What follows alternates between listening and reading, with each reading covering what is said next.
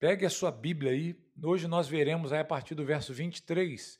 Estamos olhando o capítulo 10 de Atos, aquele momento que antecede o Pentecostes gentílico, lá em Cesareia, com os parentes e amigos de Cornélio juntamente com ele, né? A comitiva que vem de Jope e o apóstolo Pedro ali, que foi enviado pelo Senhor ali naquela cidade para pregar a palavra de Deus para Cornélio e seus familiares e amigos que ali estavam. Vamos ler aí, gente.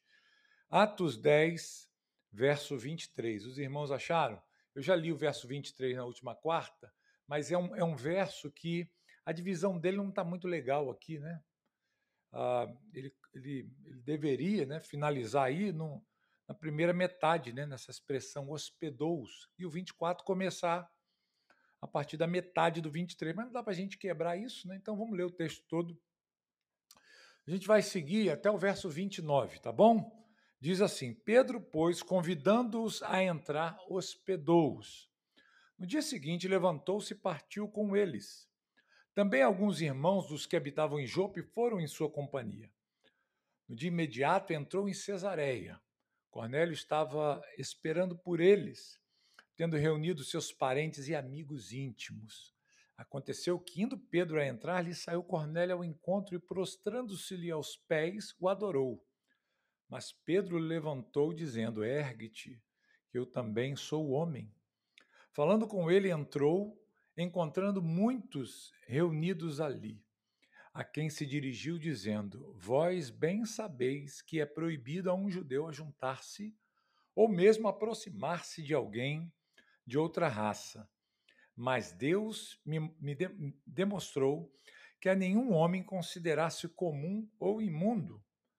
Por isso, uma vez chamado, vim sem vacilar. Pergunto, pois, por que razão me mandaste chamar? Então tá aí, gente, é o texto dessa noite que a gente está olhando. Eu fiz a divisão aqui para os irmãos. A primeira parte aqui, eu dividi assim, ó, o pedido de Cornélio é atendido. Então nós vamos ver isso aqui no início aí do versículo 23, na segunda metade do verso 23. Depois, nós veremos a ansiosa expectativa de Cornélio sendo compartilhada com os seus. Isso está consubstanciado aí no verso 24, gente. Os irmãos podem ver aí. Depois, nós olharemos a terceira divisão do nosso estudo hoje. A intensa expectativa de Cornélio o leva a agir irrefletidamente. Versos 25 e verso 26, né?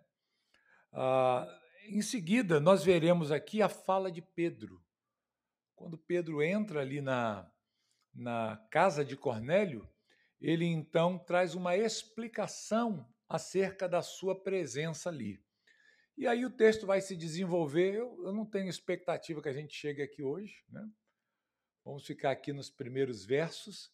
Então, provavelmente nós veremos isso aqui um pouco mais para frente, né? Já que no próximo quarta é Natal, né?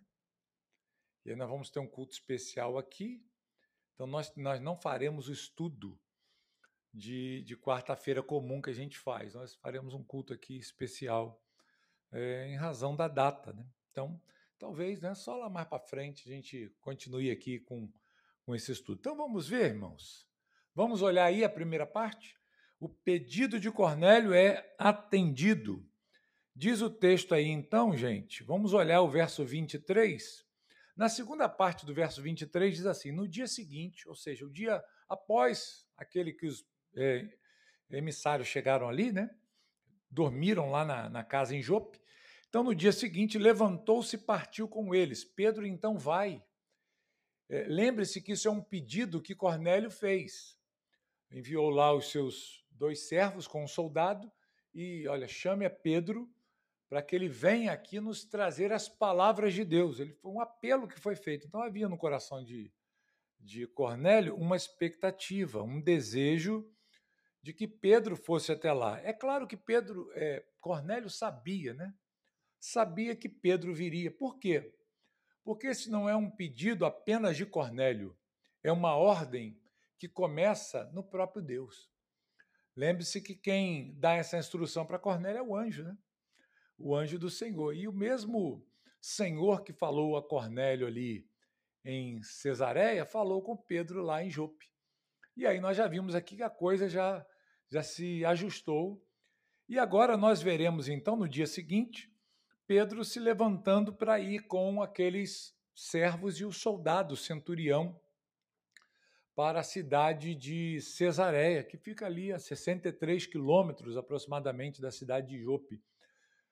E aqui a gente vê o pedido, o anseio, o desejo de Cornélio sendo atendido, embora ele não saiba disso ainda, né? Mas eles se levantam bem cedo para sair, e diz o texto que alguns irmãos dos que habitavam ali em Jope foram em sua companhia. Quantos irmãos foram com Pedro? Para que a gente saiba isso, a gente tem que olhar lá o capítulo 11. Deixa marcado aí na sua Bíblia. Veja aí o capítulo 11, é o capítulo seguinte, no verso 12. Veja aí, quantos irmãos foram junto com Pedro? Acharam? 6, né? Foram 6 irmãos. A gente só vai saber isso lá na frente. Lucas vai contar isso. Aqui diz que alguns irmãos que habitavam em Jope foram em sua companhia. A pergunta é, por que foram? O que vocês acham? Por que será que Pedro levou consigo alguns homens? Nós não sabemos se isso aqui talvez seja uma iniciativa de Pedro, né? de falar, vão comigo. Uma coisa é certa, não havia nenhuma reticência no coração de Pedro mais. Nós não podemos dizer assim, Pedro estava com medo, aí levou uns seguranças com ele, né? Vamos de segurança para ver, né? Se acontecer alguma coisa, vocês me ajudam. Será que foi isso, gente? Não, né? Por que não? Porque Pedro já havia sido convencido pelo Espírito Santo. Nós vamos ver Pedro chegando lá na casa de Cornélio. Ele diz isso, olha, eu vim sem hesitar. O que é isso? O que é você ir sem hesitação, sem hesitar, como diz Pedro aqui? O que isso significa aí? Ele não quer, não duvidou, né? Ele não ficou preocupado, ele não ficou assim reticente, né? Será que eu vou, não vou? Em dúvida? Não, ele se lançou, né? Como diz o pessoal, ele se jogou, né? Ele, vamos embora, não, agora, tranquilo, sem problema. Eles levantam cedo e vão. Então, o problema não é questão de segurança. Talvez, alguns acreditam, irmãos, que Pedro está levando esses homens com ele por um motivo, por causa dos judeus. Os judeus, não lhes era permitido entrar numa casa de gentio, comer com o gentio, se relacionar com o gentio. E Pedro está indo para a casa de quem? De um homem assim. Isso vai dar problema? O que vocês acham? Dá ou não dá problema, gente? Como é que a gente sabe que isso dá problema? Qual é o versículo que a gente vê aí? Olha o capítulo 11. Olha aí o capítulo 11, versículo 2 e 3. No título do capítulo 11 já tem uma dica, né? Na sua Bíblia tem título? O que está aí na sua? A defesa de Pedro, está assim? Então, na minha também, né? A defesa de Pedro. Então, isso aqui é para a gente já saber o que vai acontecer, né? É para a gente entender do que se trata essa passagem aqui. Pedro vai se defender de quem? Dos romanos? De quem? Dos próprios crentes. Olha só, não estamos falando aqui apenas de judeus. Nós estamos falando de crentes judeus. Cristãos judeus. Eram judeus que se converteram a Jesus, mas continuavam sendo judeus. Só que esses irmãos, eles ainda tinham lá suas restrições, suas preocupações. Olha, não é correto a gente ficar se relacionando com gente de fora. Só que isso foi quebrado, gente? Foi, né? Nós já vimos aqui que o Senhor Mudou isso aí. A parede da separação foi derrubada, gente. Agora nós desfrutamos de uma nova realidade. Só que esses irmãos não estavam ainda conscientes disso. Tanto é que quando Pedro chega, olha o versículo 2, ele diz assim: quando Pedro subiu a Jerusalém, os que eram da circuncisão o arguíram, dizendo. Circuncisão aqui se refere aos judeus mesmo, cristãos, tá? O que eles perguntam? Ou o que eles afirmam, né? Ele diz assim: entraste em casa de homens incircuncisos e comeste com ele. Olha só, gente. A fofoca chegou lá, né? Atravessou, subiu ali, saiu do litoral, subiu as montanhas, chegou a Jerusalém, não sabe-se como, mas chegou na frente de Pedro. Enquanto Pedro ficou lá com Cornélio muitos dias, alguém já foi para Jerusalém e já entregou, dizendo: olha, aconteceu algo lá em Jerusalém, em Cesareia, assim, assim, assim. E o pessoal, os irmãos da igreja lá, ficaram assim: oh, meu Deus, que é isso? Logo Pedro? Pedro participar de um negócio desse? E aí, quando Pedro chega a Jerusalém, a primeira coisa que eles falam para Pedro não é dar nem a paz do Senhor, né? Como é que foi a viagem, irmão? Está tudo bem? Né? Não. Ele diz o quê? Parece, a gente pode ver aqui, pelo menos eu imagino assim. Eu imagino Pedro chegando no meio da igreja, no ajuntamento dos irmãos, e vindo aquela comitiva. Não tem aquela comitiva de crentes, de diáconos? Talvez os diáconos da igreja? Não sei. Os irmãos chegando com a cara séria, fechada para Pedro, e Pedro olhou e falou assim: ih, deu ruim, né? Alguma coisa está errada. E aí eles foram logo falando: olha, você entrou na casa de um judeu, de um gentio, perdão. Você entrou na casa de um gentio e você comeu com ele. Pronto, jogou, né, o problema em cima de Pedro. E Pedro, então, teve que se explicar. Aqui a gente vê, a partir do versículo 4, Pedro fazendo a explicação de tudo isso. Eles ficaram satisfeitos com a explicação? O que vocês acham? Ficaram, né? Como é que eu sei que eles ficaram? Olha lá o versículo 18. 11 e 18. Olha o que diz aí Atos 11, 18. E ouvindo eles estas coisas, apaziguaram-se e glorificaram a Deus, dizendo: logo também aos gentios foi por Deus concedido o arrependimento para a vida. Então, se deram por satisfeitos com a explicação de Pedro, né? Mas Pedro era um apóstolo de Cristo, né? Tiveram nem medo do Papa, não. Primeiro Papa, né? Botaram o Papa no banco dos réus. Então, fala, Ney.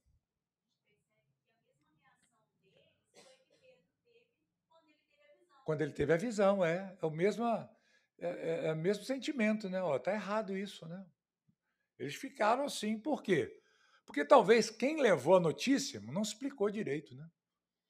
Geralmente é assim, né? Esse é um problema do fofoqueiro. Não sei, né? A gente está falando aqui, a gente não quer dizer que o irmão aqui seja fofoqueiro, mas geralmente a pessoa conta só um lado, né? Esse é o problema. A gente ouvir só um lado da história. Tem que ouvir os dois lados. Porque a gente precisa ter o contexto geral. Não é assim? A gente aprende sempre a ouvir os dois lados, porque sempre tem, né, uma outra história aí. E aí contaram para Pedro de uma maneira que a igreja ficou ali. Meu Deus, será que esse homem desviou? O que houve com Pedro? Então, gente, olha só. Talvez, alguns acreditam que Pedro tenha levado essa comitiva com eles para Cesareia pensando nisso. O que vocês acham? Será que é uma boa tese? Pode ser, né? De repente, a preocupação de Pedro era: olha, eu sei que isso vai dar ruim. Eu conheço a minha turma, né? Eu conheço os judeus.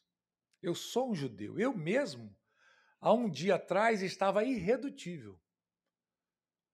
Mas o Senhor me convenceu. Mas será que Deus falou com o povo lá também? Então, olha, vou levar uma turma comigo. Então, pode ser que Pedro tenha tido essa precaução, né? Ele falou assim: eu vou levar um grupo aqui comigo para que eles vejam o que vai acontecer lá e eles testemunhem. Tá? Embora nada no texto aqui, meus irmãos, transpareça que Pedro já soubesse o que iria acontecer, porque o que vai acontecer aqui, irmãos, é algo grandioso. Certamente Pedro não espera que seja concedido aos gentios o Espírito Santo. Ele, ele pode estar assim, na cabeça dele, talvez pensando: olha, o Senhor quer que eu vá lá, dê uma palavra para eles, né? E tente falar um pouco da história do meu Senhor, enfim. Mas nunca na cabeça de Pedro, uma coisa como essa aqui se passaria. O Espírito Santo sendo derramado sobre gentios. Não, o Espírito Santo é nosso. Nós somos o povo de Deus, né? Nós somos judeus. Então, Deus deu para a gente. Deus deu até para o samaritano, mas tudo bem, samaritano é meio misturado, mas a gente até tolera, mas para a gente não. Eu acho que nem passou na cabeça de Pedro isso. Então, ele vai, talvez imaginando: olha, eu vou lá e vou dar uma palavra, saber o que está acontecendo, quero saber. Não é assim que o texto do versículo 29 termina? A gente, voltando aí para o capítulo 10, né? Pedro termina aqui a passagem dizendo: para que vocês me chamaram aqui? O que houve? Me expliquem aí o problema para que eu possa resolver. É claro que Pedro já sabia mais ou menos, porque lá os emissários falaram para ele que um anjo tinha aparecido, né? Mas Pedro ainda não sabia exatamente o que se passava. Então, enfim, ok. Ele leva uma comitiva. Esses 6 irmãos vão juntos. Então, aqui, irmãos, é uma viagem que levou um certo tempo, pelo menos 2 dias, né? Eles não saíram cedo, diz o texto aqui, que eles saem cedo, logo pela manhã assim, né? Só que no dia seguinte eles chegam lá, a viagem longa, a gente tem que entender as dificuldades do transporte.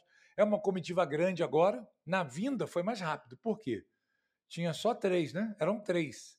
Agora são 10. É uma volta que demanda um pouquinho de mais de tempo, né? Mais difícil, a locomoção. E eles então vão para a cidade de Cesareia. E aqui a gente vê, queridos, que esse anseio, esse desejo, esse pedido de Cornélio é atendido. Cornélio, então, embora esteja lá em Cesareia, mas Pedro diz: sim, não, eu vou sem detença, vamos embora. Alguns irmãos resolvem ir também, e eles caminham para a cidade de Cesareia. Vamos seguir o texto aí, versículo 24 agora? Olha aí, queridos, que o que acontece no verso 24? No dia imediato, ou seja, um dia depois, né, entrou em Cesareia. Cornélio estava esperando por eles, tendo reunido seus parentes e amigos íntimos. O que a gente vê aqui, queridos? Que essa ansiedade, essa expectativa ansiosa de Cornélio, ela não fica só para ele. Cornélio, ele se preocupa em espalhar a notícia para aqueles que eram mais próximos dele. Ele reúne na sua casa, que certamente era uma casa grande, as casas das pessoas mais ricas, mais abastadas, tinham geralmente uma sala muito grande. Esse homem aqui era um centurião romano, desfrutava de alguns, certamente, privilégios ali na cidade, de uma moradia boa. Ele era um homem que dava muitas esmolas, então a gente percebe aqui a condição material dele, financeira, era boa. Ele tinha servos na sua casa, e ele chama então os seus parentes. Nós não sabemos aqui ao que Lucas se refere, ou a quem Lucas se refere por parentes. Talvez aqui aqueles que estavam na sua casa. Geralmente esses soldados romanos eles não tinham esposas, em alguns casos isso acontecia, mas como eram homens que estavam envolvidos no império em funções mais elevadas, e eles trabalhavam para o império geralmente em guerras, lá e cá, era mais difícil você manter uma família assim. Mas pode ser que esse homem tivesse sido um homem casado e sua família, filhos ali, alguns parentes também ali seus, que foram residir ali, e certamente os demais aqui, os amigos, né? Pessoas conhecidas de Cornélio, ali em Cesareia, que Lucas diz aqui que são amigos íntimos. Então era um número certamente expressivo. Então é uma casa grande, espaçosa. Cornélio sabe que Pedro está chegando, ele convida todo mundo. Ele não quer ouvir a notícia sozinho. Ele não quer guardar apenas para ele aquilo que o Senhor irá falar. Ele quer compartilhar com aqueles que são seus também a mensagem de Deus para a sua vida. Então, a gente percebe aqui que essa ansiedade dele, essa expectativa, ela ultrapassa a sua própria pessoa. E ele vai lá e chama, reúne todo mundo, né? Parentes, amigos ali.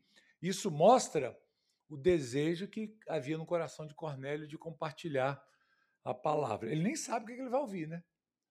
Poderia até ser uma notícia ruim, mas na expectativa dele era uma coisa boa, porque as palavras do anjo trouxeram uma expectativa boa para o coração dele, né? Então, enfim, diz aí o texto, então, que ele já está com a casa pronta, todo mundo lá reunido, esperando Pedro chegar. E aí Pedro chega. E quando Pedro chega, irmãos, versículos 25 e 26, a gente vai ver uma atrapalhadazinha aqui, né? Cornélio está tão ansioso, ele tem uma expectativa tão intensa, que ele leva de forma irrefletida, agir de forma irrefletida. Ele não reflete, né? Não pensa ali, eu vou pensar o que eu vou fazer. Ele está tão empolgado, a gente percebe isso, está tão emocionado e tão ansioso por receber a visita de Pedro, que quando Pedro está chegando, ele corre ao encontro de Pedro e faz o quê? O que diz aí o texto?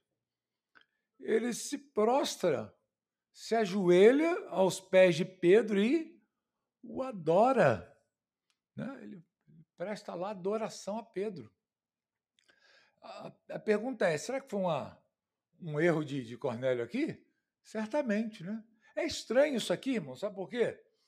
Porque Cornélio ele era quase um prosélito. E sendo quase um prosélito, um temente a Deus, ou seja, alguém que está bem envolvido com a lei judaica, o culto judaico, esse homem sabia que não é permitido adoração a homens, a pessoas, senão a Deus. Ele tinha conhecimento dessas coisas. Mas parece aqui que ele fica empolgado, né? Parece que ele fica aqui assim, num êxtase tão grande, uma felicidade tão grande. Quando ele vê Pedro, ele fica impactado, porque o anjo mandou chamar Pedro. Talvez ele pensasse em Pedro, sei lá. Pedro é um homem especial, né? Sei lá, um semideus, um super-herói aí da Marvel, né? Recebeu um poder especial. E eu vou lá e o que eu faço diante desse homem? Eu vou lá e adoro. Né? Então, uma ação irrefletida. Tanto é que Pedro, ele de forma bem polida ali, ele diz para ele, levanta, levanta, eu sou homem também, né? Eu não sou nenhum Deus, também sou homem igual a você. Ou seja, não há, né, essa diferenciação aqui. Então, não se precipite em fazer uma coisa como essa. Então, foi uma preocupação que Pedro teve ali, rapidamente, de corrigir aquela atitude de Cornélio, né? Que foi uma atitude impensada, irrefletida, que a gente até entende por causa da sua empolgação. Assim, a expressão que aparece aqui, irmão, se a gente for traduzir essa expressão aqui, ó, prostrando-se-lhe aos pés o adorou, dá a impressão aqui que a tradução foi um pouco exagerada. Mas não, porque assim, a palavra, se nós fôssemos traduzir literalmente, seria assim, ele veio, caiu aos seus pés e lhe prestou reverência. Lhe homenageou, algo assim. Porque a palavra que aparece aqui, o verbo que aparece aqui, ele também significa, além de adorar, significa reverenciar, ter reverência. Ok? O mais comum é a adoração mesmo. Todas as vezes que ele aparece, a maioria das vezes, ele aparece no sentido de adoração. Mas ele pode ser usado também para reverência. E é possível você ter reverência sem cometer um pecado? É possível, né? Inclusive, no mundo antigo, era muito comum isso. As pessoas reverenciavam os mais velhos. Era uma atitude de reverência você chegar diante de uma pessoa, de uma autoridade, não para adorá-la, mas você se curvar diante dela, se ajoelhar. Quando alguém queria pedir misericórdia e socorro clemência de alguém, essa pessoa geralmente se ajoelhava e colocava as mãos no joelho e pedia ajuda, pedia misericórdia. Então, é uma atitude de respeito. Mas parece que o que está acontecendo aqui é que ele foi tomado realmente assim de uma, sei lá, né? De uma emoção tão grande que ele ajoelha e adora, não é? Isso já aconteceu na Bíblia com alguém? Vamos ver se vocês lembram. Hã? Apocalipse. Leandrinho falou aí bem, né? Vamos olhar aí. Olha só. Apocalipse está onde? Apocalipse 22, né? Veja aí Apocalipse 22. Abre aí. Apocalipse 22, versículos 8 e 9. Acharam? Vocês estão rápidos? Apocalipse é moleza, mamão com açúcar, gente. Molinho de achar. Eu, João, sou quem ouviu e viu estas coisas. E quando as ouvi e vi, prostrei-me ante os pés do anjo que me mostrou estas coisas para adorá-lo. Então ele me disse: Vê, não faças isso. Eu sou conservo teu, dos teus irmãos, os profetas e dos que guardam as palavras deste livro. E ele diz o quê? Adora a Deus. Gente, olha a atitude de João aqui. Ele fica tão impactado com a visão que ele teve, com o que ele ouviu, que o que ele fez? Ele caiu de joelho. Ele ajoelhou diante do anjo. Eu imagino o constrangimento do anjo, né? Toda vez que eu leio esse texto aqui, irmão, eu fico imaginando o anjo, né? Meu Deus! Né? Rapaz, o que você está fazendo? Levanta rápido! Você está me comprometendo. Né? Meio assim, apavorado. Por quê? Nós já sabemos o que aconteceu lá, né? Teve um bando de anjos que um dia se rebelaram. E o que aconteceu com eles? Foram lançados, precipitados. Satanás disse: Eu quero ocupar o lugar do Altíssimo. Quero adoração para mim. E um monte de anjo caiu. Eu fico imaginando esse anjo aqui, vendo João lá de joelho, né? Deixa eu ajoelhar aqui.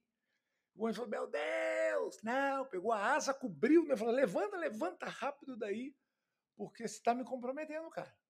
Adora a Deus, adora a Deus. Então, a gente, às vezes, quando está tomado de muita emoção, a gente pode fazer coisa assim meio esquisita, né? Meio estranho. É comum os apóstolos receberem adoração? Não, né? Pedro, ele fez certo aqui, né? Ele percebendo isso, ele, polidamente, ele não é que ele briga com Cornélio ali, é grosso com ele, não, mas ele procura mostrar: rapaz, eu sou um homem como você, levanta. Não precisa fazer isso. Né? Não precisa fazer isso. Os apóstolos, inclusive, tiveram uma experiência, se vocês olharem aí Atos capítulo 14, lá na cidade de Listra, a gente viu isso aqui, gente. Cadê? Quando o paralítico, né, é curado, vejam aí, Atos 14, quando Paulo curou lá um paralítico, né? Veja aí, a partir do versículo 8. Em Listra costumava estar sentado certo homem aleijado, paralítico desde seu nascimento, o qual jamais pudera andar. Esse homem ouviu falar Paulo, que fixando nele os olhos e vendo que possuía fé para ser curado, disse-lhe em alta voz: Apruma-te direito sobre os pés. Ele saltou e andava. Aí olha só, quando as multidões viram o que Paulo fizera, gritaram em língua licaônica, dizendo: Os deuses, em forma de homens, baixaram até nós. A Barnabé chamavam Júpiter e a Paulo Mercúrio, porque era este o principal portador da palavra, né? O sacerdote de Júpiter, cujo templo estava em frente da cidade, trazendo para junto das portas touros e grinaldos, queria sacrificar juntamente com multidões. Porém, ouvindo isso, os apóstolos Barnabé e Paulo, rasgando as suas vestes, saltaram para o meio da multidão, clamando: Senhores, por que fazeis isto? Nós também somos homens como vós. Olha aí, mesma expressão, né? Sujeitos aos mesmos sentimentos, e vos anunciamos o evangelho, para que dessas coisas vãs vos convertais ao Deus vivo, que fez os céus, a terra, o mar e tudo que neles há. Veja, irmãos, aqui o texto vai seguir, né?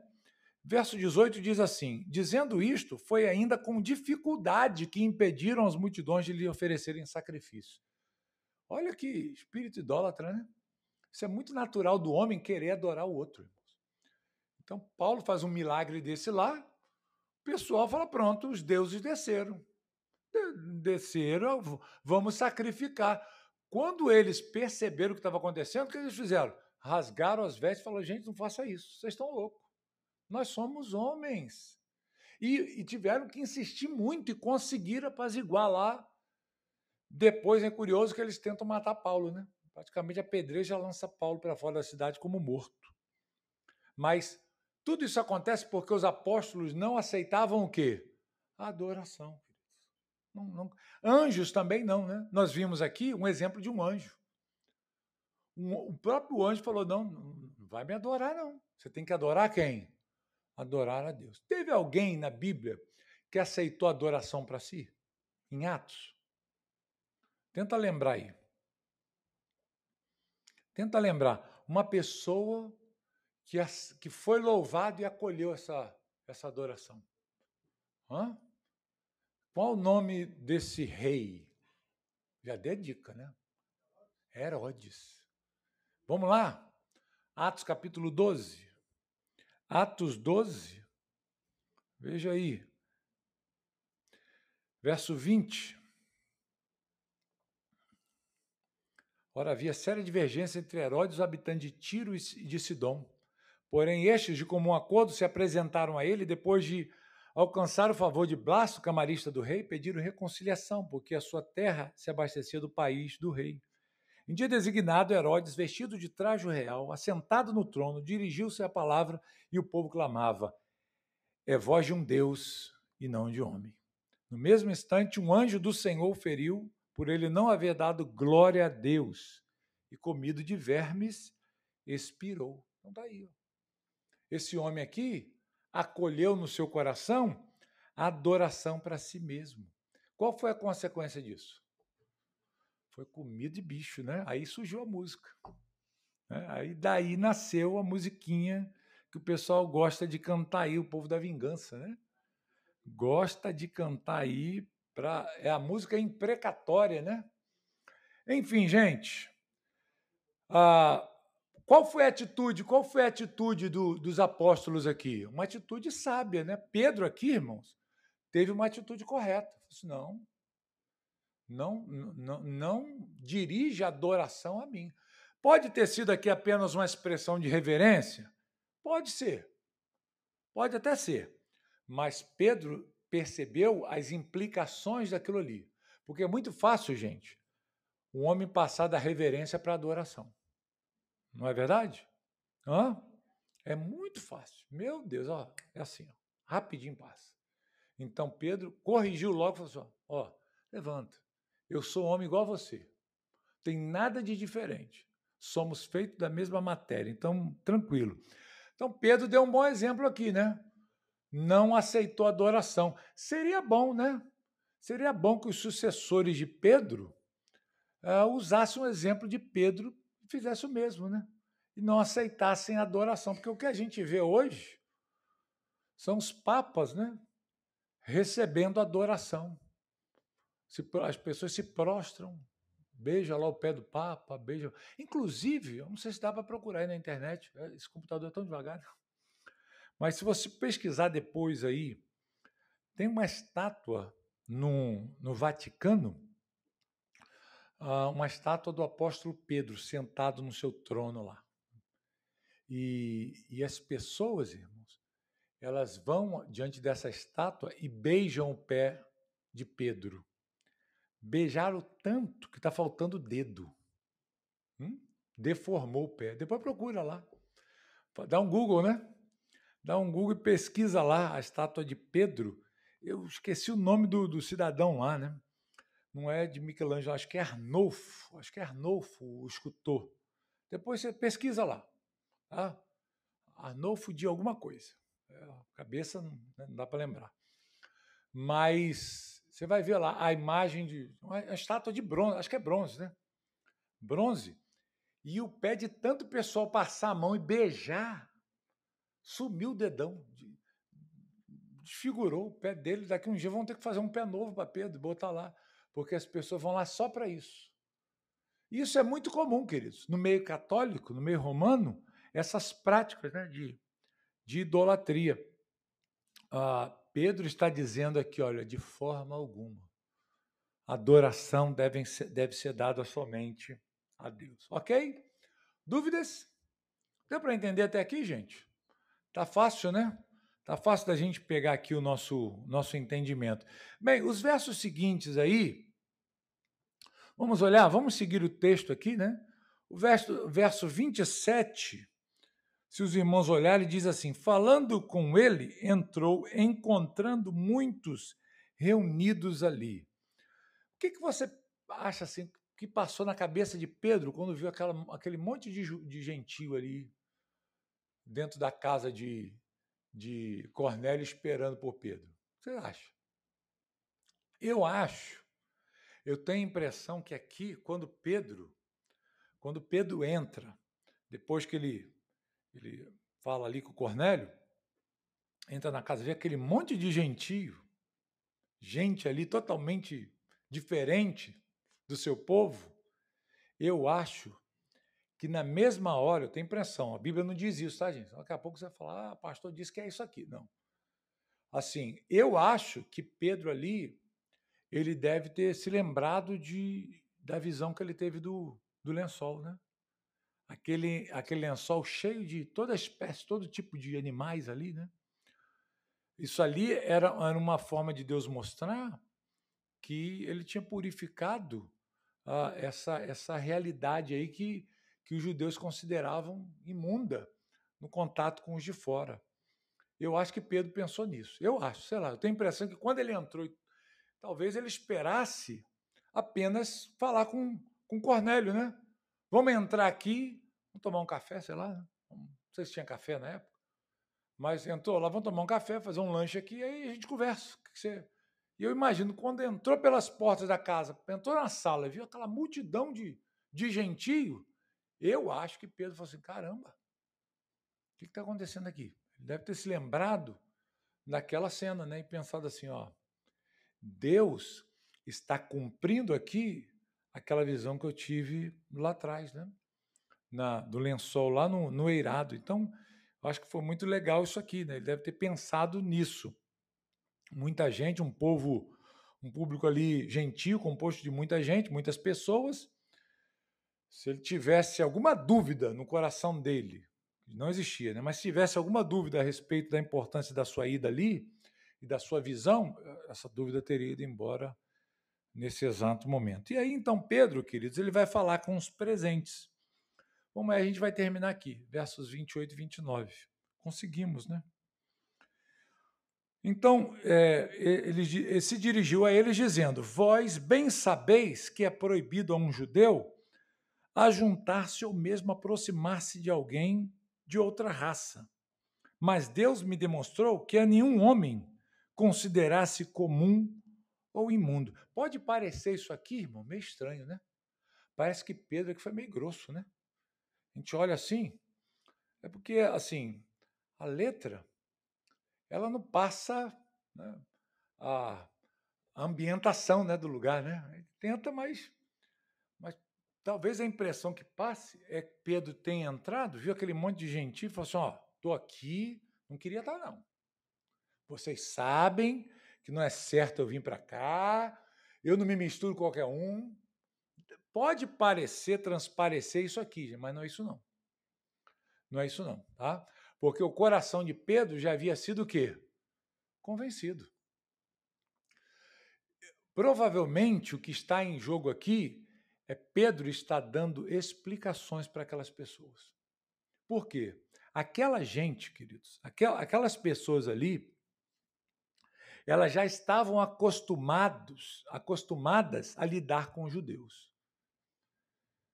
Na cidade de Cesareia, certamente existiam ali judeus ali, com suas regras rígidas, as suas separações bem observadas ali por eles, nos seus negócios, nos seus trabalhos. Eles não compravam nada de gentio, não vendiam nada para gentio, não se relacionavam.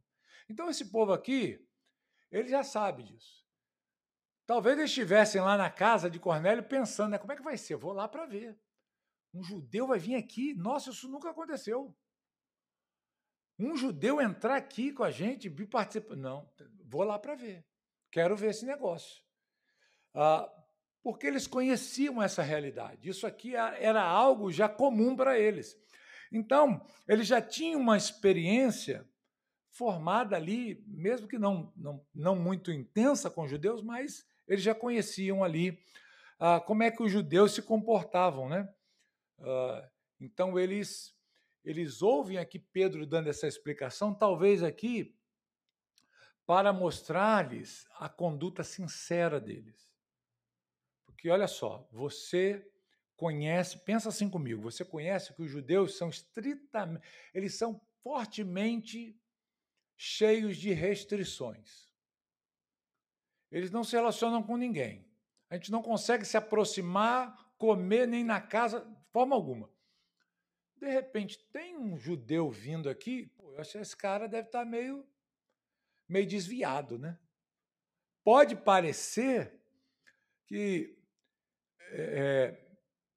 na cabeça dessa gente, Pedro não fosse assim tão correto no judaísmo. E isso poderia transparecer para eles, de alguma forma aqui, uma conduta não muito sincera. Então, eu acho que foi isso que Pedro fez. Pedro aqui não está zombando, desprezando esses irmãos aqui, futuros irmãos, né? Pedro está simplesmente comunicando, explicando para eles. Olha, vocês conhecem o nosso povo, vocês sabem como nós somos. Eu nunca estaria aqui se não acontecesse algo diferente. E aconteceu. Aconteceu é que Deus me mostrou que eu não devo considerar impuro aquele que ele purificou. Então, quando ele me mandou vir aqui, eu vim sem problema algum. Então, está explicado para vocês o que está se passando aqui na minha cabeça e que vocês também possam ter suas dúvidas resolvidas. Então, gente, não estranhe aqui essa forma de falar de Pedro, porque Pedro não está aqui desprezando as pessoas. Ele está aqui simplesmente dando uma explicação, mostrando por que ele está ali. Isso era tão comum, se você abrir aí, vou encerrar nesse texto, prometo. Se você abrir aí no Evangelho de Mateus, Lucas também tem isso, mas se você abrir lá em Mateus capítulo 8, Mateus capítulo 8 fala da cura do criado de um centurião. Lembra que eu já citei esse centurião aqui para vocês? Citei? Vocês lembram, né? Olha só, versículo 5, Jesus entrado em Cafarnaum, apresentou-se-lhe um centurião implorando, Senhor, meu criado jaz em casa de cama paralítico, sofrendo horrivelmente. Jesus lhe disse, eu irei curá-lo. Mas o centurião respondeu, o que ele disse? Senhor, não sou digno de que entres em minha casa. Olha aqui, essa forma de se relacionar entre judeus e gentios era conhecida dessa gente. O próprio centurião, diante de Jesus, falou, Senhor, eu conheço as regras judaicas. Eu sei que o povo de vocês nos tem por imundos. Imundo aqui, queridos, é no sentido cerimonial, tá, gente? É só nesse sentido aqui. Então, aqui não é uma questão apenas de limpeza, como a gente entende, concebe hoje nos nossos dias. E ele diz, Jesus, eu conheço as regras, e eu sei que nenhum judeu entra na casa de um gentio. E eu não sou digno que o Senhor entre na minha casa. Então, o que ele pediu para Jesus?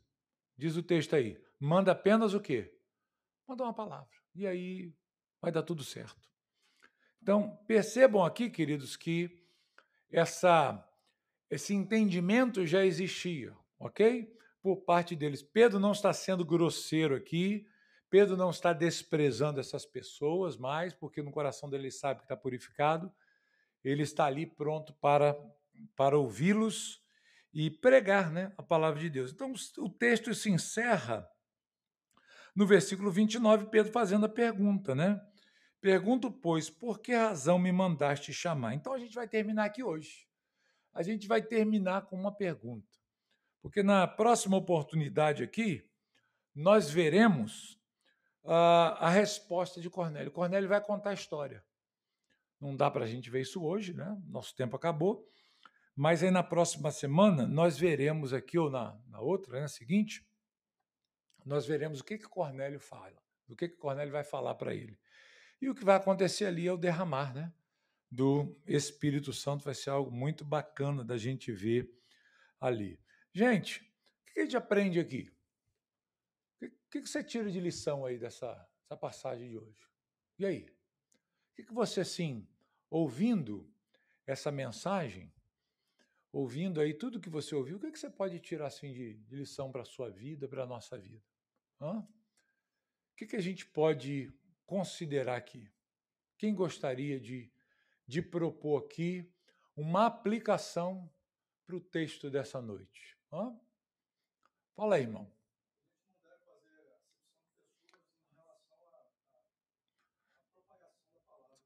Isso já foi quebrado, né?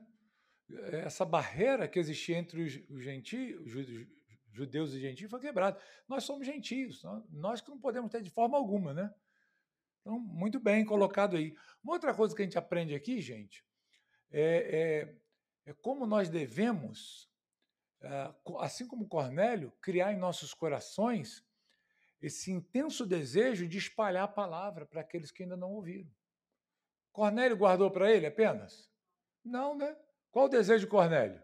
Eu quero ouvir, eu quero que os outros ouçam também. Isso aqui é muito legal. Isso mostra que nós, como crentes, nós devemos ter essa preocupação. Não é só para mim. Nem sabia, ele nem sabia, mas ele já imaginava que seria uma coisa boa. Ele falou, mas eu não quero só para mim, eu quero que todo mundo seja impactado. Eu quero que todos os meus amigos, meus familiares, recebam desta mesma bênção. Gente, e assim deve ser conosco também. Nós devemos desejar isso também para os outros. Como é que a gente faz? A gente tem que chamá-los, né? Convidá-los. Você tem convidado as pessoas para vir à igreja, ao culto, a participar da reunião? Você tem falado de Jesus para elas? Você tem anunciado a Cristo? Às vezes, isso os crentes falham, né? Os crentes falham em pregar o evangelho e o mais fácil ainda, falham até em convidar as pessoas, em trazer as pessoas para a igreja, se preocupar com aqueles que estão se perdendo, falar, vou levar na igreja, vou convidar um vizinho, um amigo, chamá-lo e levá-lo para ouvir a mensagem. Então, é muito bacana isso aqui da parte de Cornélio. Então, na próxima oportunidade, nós veremos aqui como é que vai se desenvolver esses acontecimentos aqui do Pentecostes gentílico. E graças a Deus porque aconteceu, né? Porque isso prova que o Espírito Santo foi dado também aos de fora. O Espírito Santo não é uma dádiva apenas para os judeus, não é uma dádiva só para um grupo de pessoas, é para todos aqueles que crerem, né? Todos os crentes. Vamos orar? Vamos agradecer a Deus